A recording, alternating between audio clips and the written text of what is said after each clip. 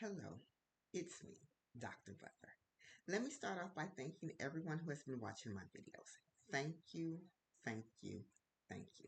I had planned to post a few videos in the month of October for Menopause Awareness Month, but I received a lot of feedback about how helpful the videos are, and I enjoy making them, so I'm going to continue for a little bit.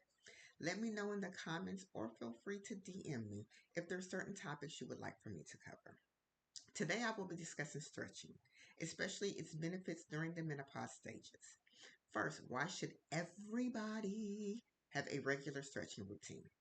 The short, simple answer is it improves flexibility, protects joint mobility, reduces injury risk, and it enhances overall physical performance.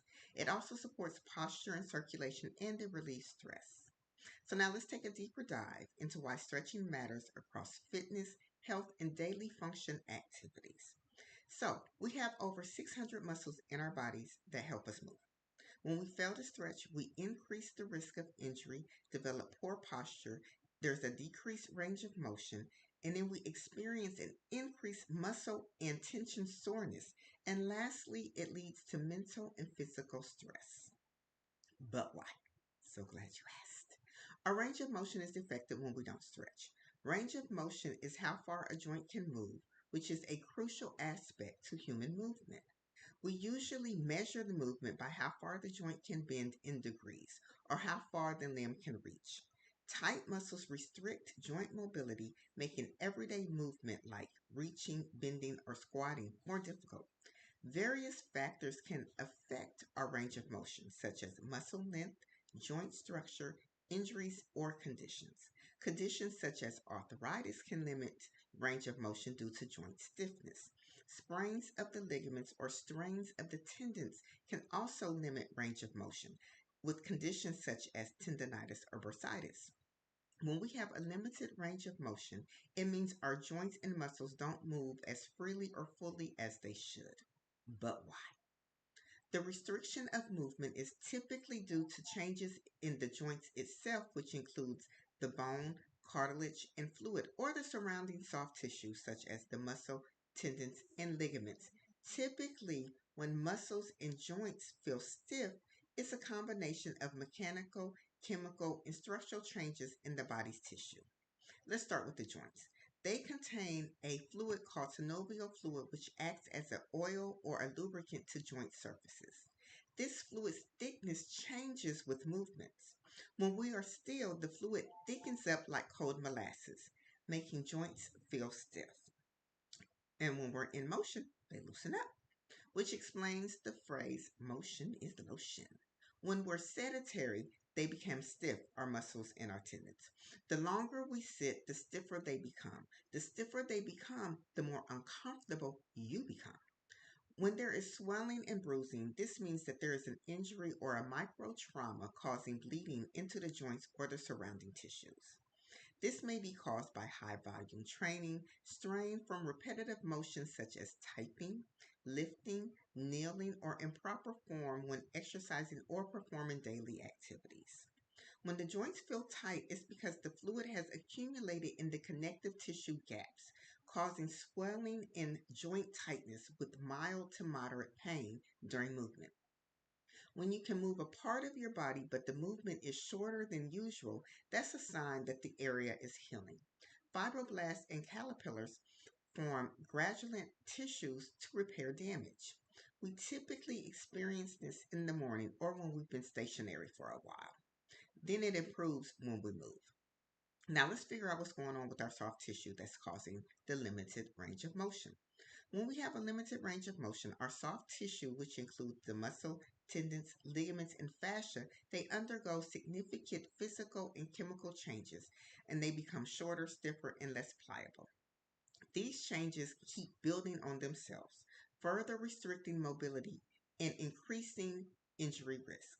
The primary tissue affected is the connective tissue, which is mainly due to alteration in collagen, the major structure protein. When we move less, our joints and our muscles don't get the pressure and the blood flow that they need. The collagen in our tendons and ligaments, they can bunch up and it loses its smooth, organized structure.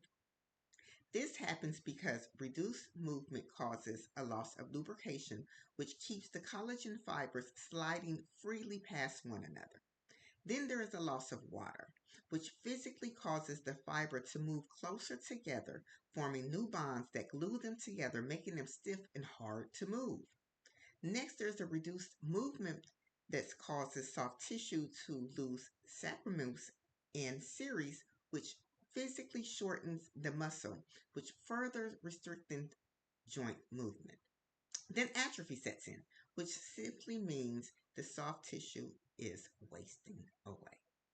Each muscle group has its own muscle cells, and they're covered by fascia. Fascia is known as the connective tissue, which is the type of tissue that forms continuous three-dimensional networks throughout our bodies. It surrounds and connects all of our major organs, muscles, bones, nerves, and blood vessels, helping everything holding them together. It plays a vital role in movement, posture, and overall biomechanical integrity. Fascia can become tight or develop adhesions, which we know as knots, and stretching helps break these up, restoring the gliding between the muscle layers. So now we can see what happens when we don't stretch. But why is this important during menopause stages? It's essential because it helps counteract joint stiffness, muscle tension, reduce flexibility caused by hormonal shifts. It boosts blood flow, easing stress, and it helps prevent injuries, making it a powerful way to support both mind and body. Estrogen declines affects collagen production and joint lubrication, leading to stiffness. Muscle tightness is common due to hormonal changes and low magnesium levels. Low estrogen levels can weaken blood vessels. This can slow down circulation, which leads to varicose veins and having cold hands and feet. Good mobility makes it easier to stay active and protect our bones from osteoporosis, as well as helping maintain range of motion, reducing the risk of joint pain, boosting blood flow, and supporting tissue health and reducing stress. As we can see, everyone can benefit from stretching. So don't forget, if you're in San Antonio, Newsom Fitness is hosting a stretch and sip at Stretch Zone on November 15th at 3 p.m.